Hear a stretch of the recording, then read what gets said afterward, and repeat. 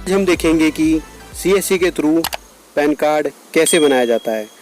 तो उसके लिए हम डिजी सेवा पोर्टल के थ्रू यूटीआई टीएसएल की वेबसाइट पर आ गए हैं। तो देखिए यहाँ पे कुछ ऑप्शन दिखा रहा है कि आपको पैन कैसे अप्लाई करना है।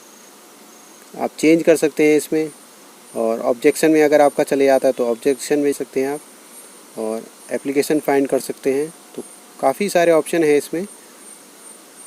तो काफ़ी महत्वपूर्ण होता है सीएससी वीएलई के लिए पैन कार्ड का काम, और इसमें 10 रुपये का अराउंड कमीशन भी मिलता है। तो चलिए हम उनकी वेबसाइट पर जाते हैं और डिजिटल मोड के थ्रू एक पैन कार्ड बनाते हैं। तो हमने फ़िज़िकल और ई पैन दोनों सेलेक्ट कर लिया है और सबमिट करके हम पोर्टल पे आ जाते हैं। तो हमारा मेन फॉर्म खुल गया है यहाँ पर। तो चलिए हम पर्सनल डिटेल भर लेते हैं। तो श्री फर्स्ट नेम और लास्ट नेम हमने यहाँ पे डाल लेना है। तो फर्स्ट नेम और लास्ट नेम मैंने यहाँ पे डाल लिया है। तो आप नीचे आ जाएंगे। तो आप किसी और नाम से जाने जाते हैं तो नो कर देना है आपने। डेट ऑफ बर्थ डाल लेनी है आपने। तो नीचे आ जाते हैं। देखिए सारी चीज़ें बाकी आपकी ऑटोमेटिकली मोबाइल में आपका आधार जुड़ा है वहाँ से आ जाएगी। तो यहाँ पर हमने आधार संख्या भर ली है अपनी। तो दोबारा से री एंटर कर लेते हैं इसे। ओके पे क्लिक कर लेंगे। तो जैसा कि हमारा आधार में नाम है वैसा ही हम लिख लेंगे और नेक्स्ट स्टेप पे क्लिक कर लेंगे। तो हम नेक्स्ट स्टेप पे आ जाते हैं। डॉक्यूमेंट डिटेल आपको डालनी है यहाँ पे।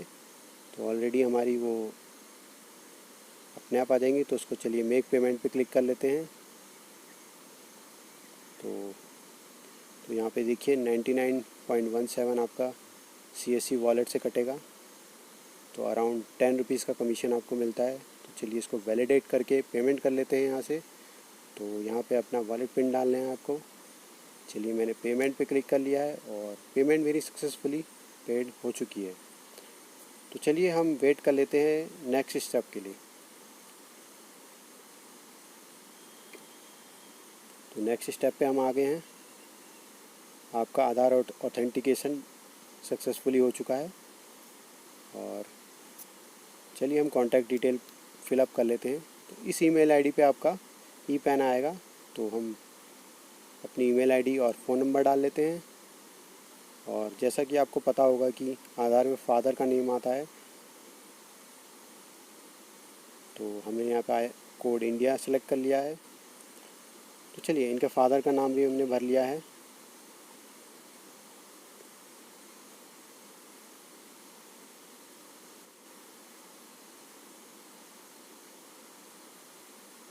तो चलिए हम नेक्स्ट पे क्लिक कर लेते हैं। तो देखिए ओटीपी आपके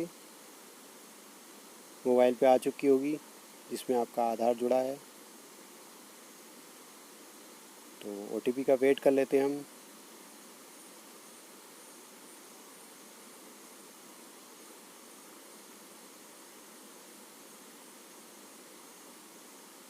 तो जैसा कि हमने पहले ही बताया था आपको, मोबाइल जुड़ा होना बहुत ज़रूरी है इसमें डिजिटल मोड के लिए। तो चलिए हम इसको सबमिट कर लेते हैं।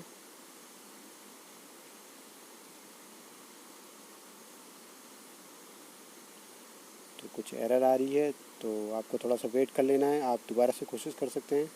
तो चलिए मैं दोबारा से सबमिट कर लेता हूँ। तो देखिए सारी डिटेल आपकी फैच हो गई हैं क्योंकि आपका आधार में मोबाइल ऑलरेडी जुड़ा हुआ है। तो नो इनकम इनकी सोर्स है। तो चलिए मैं नेक्स्ट स्टेप पे क्लिक कर लेता हूँ। ये और डिटेल आपको नहीं भरनी है, ये अपने आप भर के आएंगी।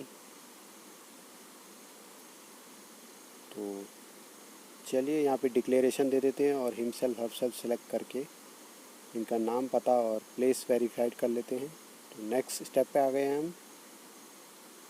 तो आपको यहाँ पे डॉक्यूमेंट अपलोड करने की ज़रूरत नहीं है क्योंकि वो ऑलरेडी मोबाइल से आधार कनेक्ट है। तो वहाँ से पिकअप कर लेगा वो।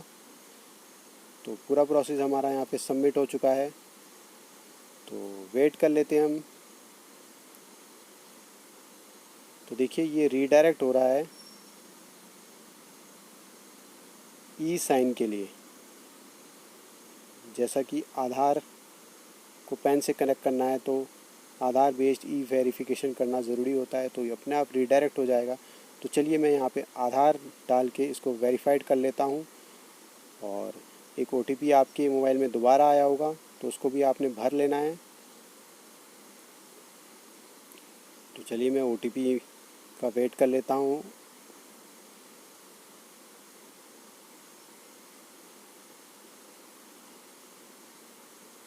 तो चलिए मेरा OTP आ गया है, मैं OTP फिल कर लेता हूँ और सबमिट पे क्लिक कर लेता हूँ। तो प्रोसेसिंग हो रहा है अभी। तो ये देखिए ये पेज फिर से रीडायरेक्ट हो गया है और सक्सेसफुली हमारा फॉर्म फिल हो चुका है और सारी डिटेल हमें मिल चुकी है। तो हम इसको डाउनलोड करके अपने कस्टमर को दे सकते हैं। तो आशा करता हूँ आप लोगों को चीज़ें समझ में आई हों और डिजिटल मोड से कैसे आधार बनाया जाता है आप समझ गए हों। धन्यवाद।